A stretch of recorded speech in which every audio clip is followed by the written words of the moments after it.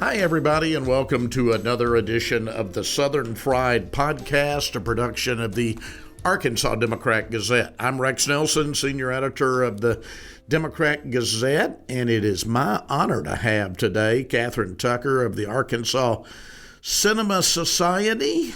Welcome. Let's talk film today. Thanks so much for having me, Rex. It's Multimedia, nothing here. like talking film on a podcast, but we're just hearing voices.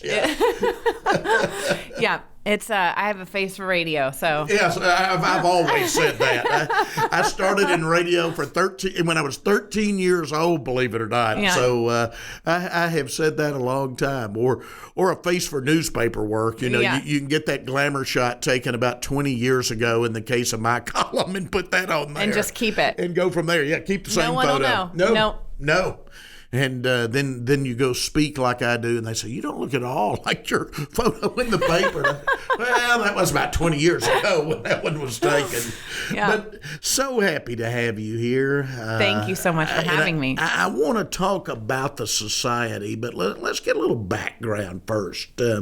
You grew up here in Little Rock, but really made a mark in the film world before coming back. Let's walk back. How did you get interested in film? How did that kind of shape your career trajectory? Did it come as a child here, just watching lots of films? Give me a little background. Well, funny you should ask. This is something that Jeff Nichols and I often talk about. We didn't have any exposure to film growing up in Arkansas. Right. And so that's one of the reasons we started the Arkansas Cinema Society, if not the reason, to offer young people the exposure at an early age to just give them a leg up in the industry and the connections to get there. But I grew up with a Nikon FM2 manual camera that I still have. And You do still have it. I still have it. I do portraits of my kids all the time with it, black and white film. And I also was interested in theater, but I was not a great actor, and I was an awful singer. So I would never get cast in anything. And if you combine those two, it's a pretty obvious combination would be film. But I didn't understand or know what directors did or what assistant directors did or producers. And I didn't know that there was an opportunity to work in film behind the camera. I mean, obviously, you know, people make the film, but you always associate it with being an actor, or you did back then. And I didn't want to be an actor. And so when I went to college, I majored in photography. And then when I got out, I walked my resume around New York City. And one of the photographers whose work I loved happened to be in the lobby at that time. And his name was Timothy White. And he shot movie posters. Oh, wow. And just happened to be in the lobby. Hired me on the spot. And I was his personal assistant for 2 years and worked with Jennifer Lopez and Julia Roberts. And we did photo shoots for movie posters. And I got involved with Miramax from there. And he helped me get a job as photo editor of independent films at Miramax. And then once I got on set, I knew it was where I was supposed to be. And I was about 24 when I realized I wanted to work in film. So. Yeah. So once you were going to be a professional photographer, and then, like you said, you get into that world, and I guess you just loved everything about it? Loved everything about it. It's so collaborative. It's like being a photographer, but with a great team of people helping you achieve your goals and vision.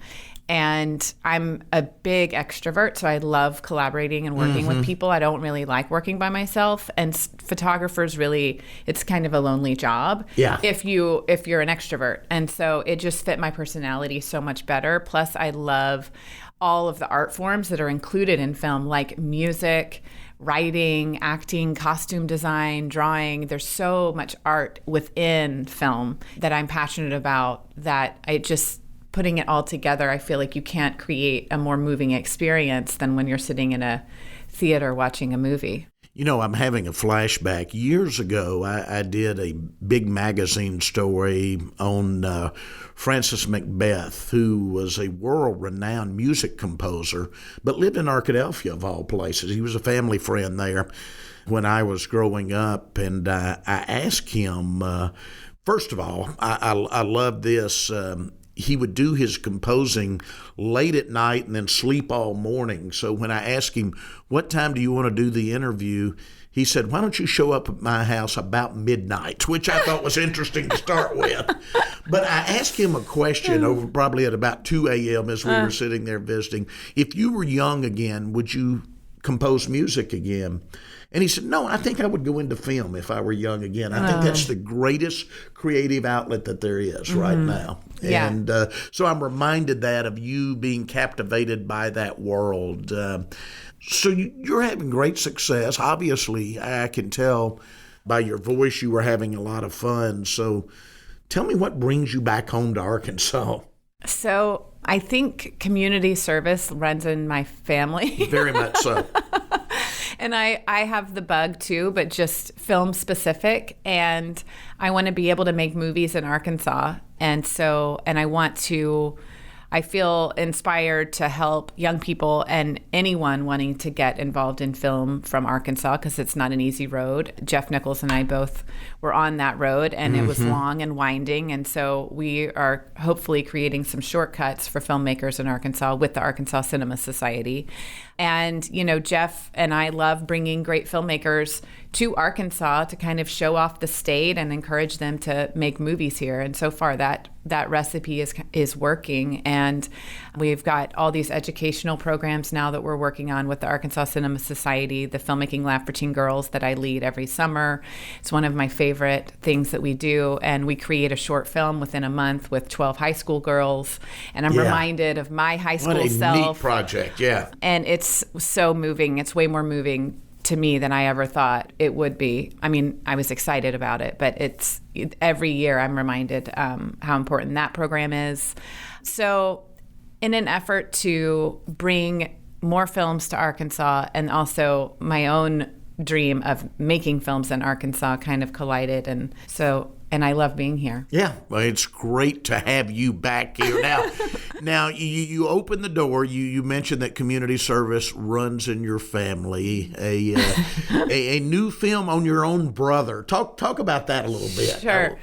Well, you have to make movies about what you know. Mm-hmm. And after, he ran for Congress the year after we started the Arkansas Cinema Society. Right. And the year I had my daughter. So my daughter was an infant when he was running for Congress, and I took her, just toted her around to all these fundraisers, every night. And I think it was the first time I've gotten such an inside look at what it looks like to run for office, and how hard it is on the candidate, and how passionate they have to be, and how hard it is on their family, and how much their family and their friends and their volunteers give to the candidate. And I thought I had a unique perspective in that I am his sister. Mm-hmm. And so there's a lot of campaign stories, campaign films out there, but I think the difference is I'm really telling sort of the more personal side of it, and I was able to capture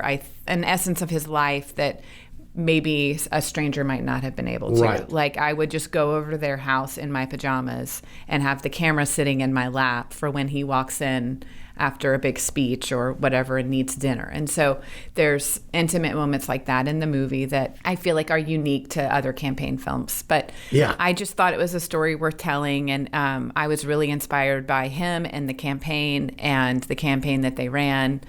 And I think it's a great example. I'm proud of the campaign he ran. And he didn't win the campaign, but this is a guy now that already won a battle with cancer, mm-hmm. which is much more important, of course. Much more. And he had gotten cancer the year before that. Mm-hmm. And so I feel like they really created a movement with his run for that 2nd district seat. Mm-hmm. So absolutely. Well, it is a great project. And again, back in Arkansas, making films about Arkansans. I do want to get into the society. You've mentioned Jeff Nichols several times, so let's go back. Any conversations you and Jeff might have had, and saying we need an organization to do something for our home state. Go back to the creation of the society and how it kind of came about. Sure. So Jeff and I had kept in touch over the years loosely. He was a year younger than me in high school. Okay. So we were friendly, definitely knew each other. We weren't in the same class, but we always kept in touch because we were both in film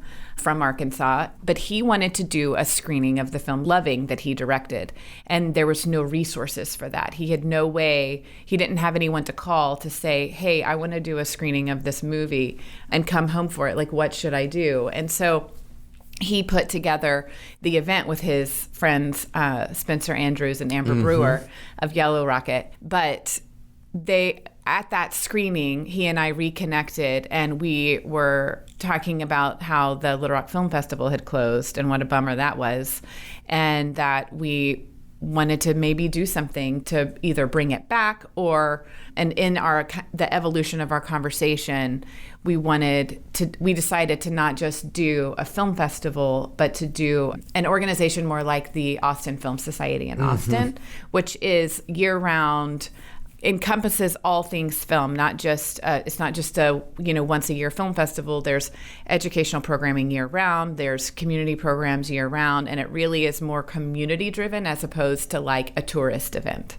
which is also great, and we do that, but we wanted to have some resources that were broader than just a film festival. And so we really kind of took the model of the Austin Film Society and are trying to follow in their footsteps to some degree, but they're 30 years ahead of us and about $30 million. Yeah, exactly. A lot of years and a lot of money. But with the finances you've had, what great progress. And I think I probably ought to say at this point, we call it full disclosure in the newspaper business. I was on Kathryn's founding board. The story behind that is her father asked me to be on it, and I can't say no to Rhett Tucker. I mean that sincerely. He's one of this city's great civic leaders ever, and I can't say no. And not that I knew much about film, but I couldn't say no. Well, thank you. I think that's how we got most of our board members. Yeah. People who just didn't know how to say no to him, right? Yeah. And very persuasive gentleman, as you know. And most of our first sponsors, I think, too. Yeah, exactly. But kind of walk us through, what events you began doing in those early years and where we are now. What events you have on a kind of a big picture year-round basis. Sure. So we started off doing the first thing we did was Filmland, which is our annual celebration of cinema, which is every fall. Last year, usually we've been moving the date around. I say usually, but we've been around 5 years, and we had COVID for 2. So that's 2 of the 5, absolutely. So we decided right before COVID to move our date to October, and since we've done that, we were able to get Nomadland with Chloe Zhao as the filmmaker guest, and also we had Jessica Chastain in person this year with The Eyes of Tammy Faye. So I'm calling Filmland an Oscar predictor now, but I like that. Keep using it. But it's traditionally in the fall, and that's kind of that was our first big event. It's a curated film festival as opposed to submission film festival, which makes it a little bit different of a model. We modeled Filmland originally after Ebert Fest, which is also a curated film festival, but there's a filmmaker to accompany every single screening to make sure that there's an educational component to every screening. And so we're following that model, and instead of doing 100 films with 30 filmmakers, we usually do anywhere between 5 to 10 films and bring in some A-list filmmakers, and that's kind of the model. But we also have Filmland Arkansas, which is submission-based, and it's the Arkansas program of all the films that have been made in the state that year, and we have a jury that selects those. So we are a non-competitive festival. So the only award that we offer is the Audience Award for the Best Arkansas Film. And we usually screen a couple of shorts blocks, one student and one, I don't know what the not student version is, regular filmmakers, right. Non-amateur. And then we also have parties, after every screening to kind of create a way for all of the filmmakers to network, because we thought that was a really important aspect of the Little Rock Film Festival. So many of the Arkansas filmmakers that are working now met at the Little Rock Film Festival 10 years ago, 15 years ago. And that's sort of how you start to build a film community. So anyway, we started with Filmland, and then we also launched our filmmaking lab for teen girls the second year. And we were doing year-round screenings before COVID. We did a screening of the original Phantom of the Opera in a church with a live organist. We were doing screenings at the Root and the parking lot of Indiana Jones. We're doing screenings of a movie called Antiquities that was made in Arkansas that I produced. Right. And, in Jonesboro and in Newport. And so we're trying to really build a statewide network for film and filmmakers so that we can have a unified overall Arkansas filmmaking community. But in the last 2 years, we've hired a Northwest Arkansas programmer. So we're doing a ton of programming in Northwest Arkansas. And we also are doing statewide programming. We're doing screenings in El Dorado and really all over the state. We did a screenwriting lab in Helena that was really great. There's a filmmaker down there named Nolan Dean that helped us with that. And so we really feel like we're growing. And I think what I hope also is that we're just encouraging filmmakers that it's a possibility to work in film, to get a job in film and stay at home. Yeah. We'll be back with more of the Southern Fried Podcast, but first, this break. Hi, Rex Nelson here. Thanks for listening so far. A lot of the topics we cover here on the Southern Fried Podcast and many more can be found on the pages of the Arkansas Democrat-Gazette. If you'd like to support this great newspaper's commitment to bringing you the latest in Arkansas news, sports, and entertainment, consider subscribing to the Democrat-Gazette today. With your subscription, you'll get a digital edition of the newspaper every morning, along with the latest news and updates delivered to you on an iPad, provided at no extra cost. For just $34 a month, you'll get the same award-winning journalism you've come to expect from the Democrat-Gazette, including my 3 weekly columns, plus exclusive photo galleries, videos, articles, and digital extras, all in the palm of your hand. To sign up today, call 1-800-482-1121 or visit us online at arkansasonline.com/subscribe.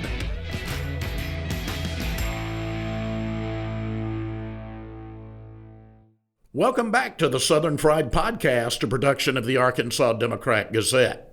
I want to talk a little bit about your reading on the current state of the film industry in Arkansas. I mean, I'm one of those guys. I'm over 60 now, so my memories as a child to be a proud Arkansan, where B films like Charles Pierce stuff, The Legend of Boggy Creek, or Burt Reynolds comes to town and does White Lightning, and I go out with my grandparents actually who lived in Benton and watch part of the filming of that on the Saline County courthouse. So that's kind of not serious film, but, back in those days, we were proud in Arkansas that these were being shot. By the way, I have to mention, one of the fun things about this job, Kathryn, is I get to travel around rural Arkansas. So I was in far south Arkansas last week working on columns, so I did stop at the Monster Mart convenience store in Fouke to pay my regards to Charles Pierce. They actually have a little museum connected. That's why they call it the Monster Mart there. So you might want to put that on your list the next time you're in. It's on my list. But seriously, we created a film office many years ago. This newspaper's covered it. It's had its ups and its downs. So in an era now, you talk about the scene in Austin, for instance. We've all read a lot in the last decade or so about, the massive tax incentives, for instance, next door in Louisiana, and the attempts to become Hollywood South. So where are we in Arkansas? So I think we're making great progress, and we continue to make progress. But like anything, it's slow going. And so we have a checklist of things that we'd like to accomplish, and we got a couple of those accomplished last year in the legislative session. We had a film tax incentive passed for the first time in Arkansas's history. it had a lower cap than we would have liked, but it is the first time there's some allocation for film, and it was unanimously supported. So I think filmmakers have been on board, but I think everyone's starting to understand, especially when you look at states like Georgia, that essentially had no film incentives 15 years ago. Right. And now they have an $80 billion economic impact with 2.9 billion direct spend, I think, in 2019. Unreal. And so now it's an irreplaceable part of their economy. Plus, in my opinion, this is what I do, but in my opinion, film is a perfect industry because it's not just, you bring in an Amazon center and that creates jobs, but it's not creating tourist attractions.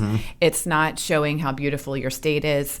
Films employ artists, and they give jobs to artists, and artists are historically what draw tourists and young people and new families to places because they want to live there because the artists have made it a cool place to live. And so I think it's a perfect industry in that way, and employs far more people than you would ever imagine across the country. There's a lot of data that we use to help get this tax incentive passed. But I think getting that passed is sort of a beacon, and it shoots out a signal.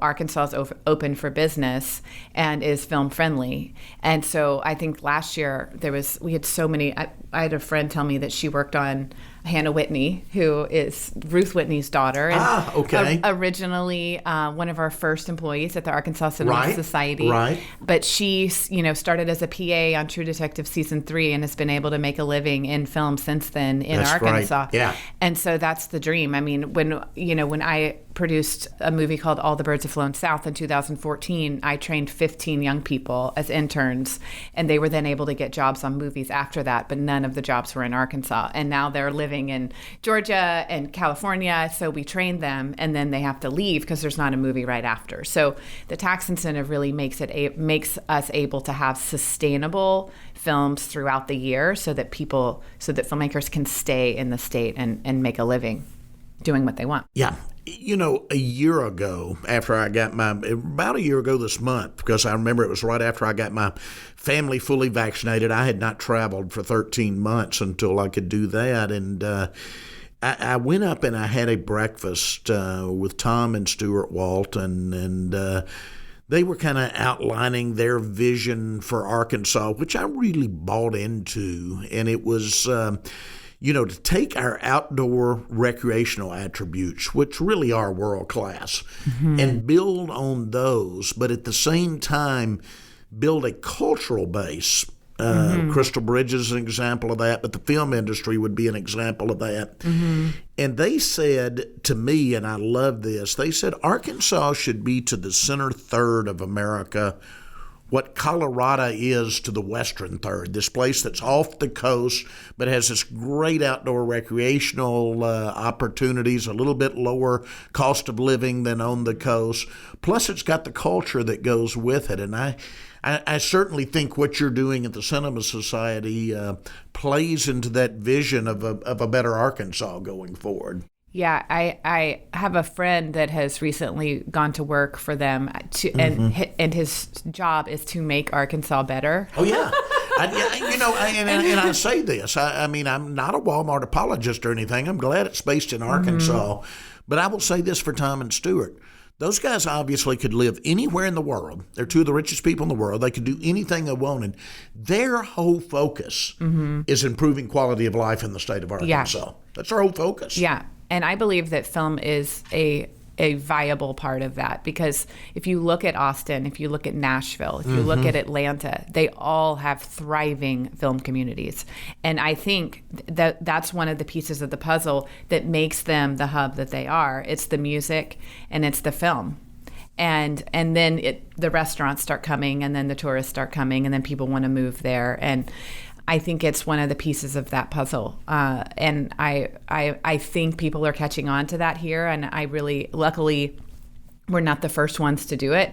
States have done this already. Many states and cities have done this already. And I, would love to get the Waltons on board with this, because I think it's essential to what they're trying to achieve. Oh, absolutely it is.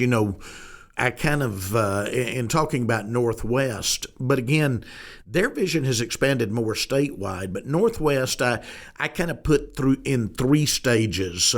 First was the kind of organic growth through the decades of Walmart, Tyson, J.B. Hunt, building a regional airport there, building what's now Interstate 49. Mm-hmm. Phase 2, Walmart basically tells all these vendors, we want you to have a presence there. Mm-hmm. So you got thousands of new white-collar employees now living in Arkansas. And I think Phase 3 began with the opening of Crystal Bridges, 11/11/11, a little over a decade ago, where it took culture there to a whole new level. Mm-hmm. But if you look at the grants that Tom and Stewart are doing, $20 million for the Delta Heritage Trail in East Arkansas, the Northwoods biking trails in Hot Springs, millions of dollars. We need to understand that's not just money now going to the northwest corner, but it's all of Arkansas. Right, your organization's based here in Little Rock. Before we were even taping, you and I were talking. The state will never achieve its full potential unless the state capital and the largest city achieves its full potential. So that's Little Rock itself, right, is a very important cog in that vision. Yes, there's so much need here. Like I was telling you earlier, our attendance is always so great, and it speaks to me that there's a real need for it here in Central Arkansas, and we're doing this. Our biggest event, we're doing a film development conference with Jeff Nichols. He's bringing in his producing partner, Sarah Green. I think it's great.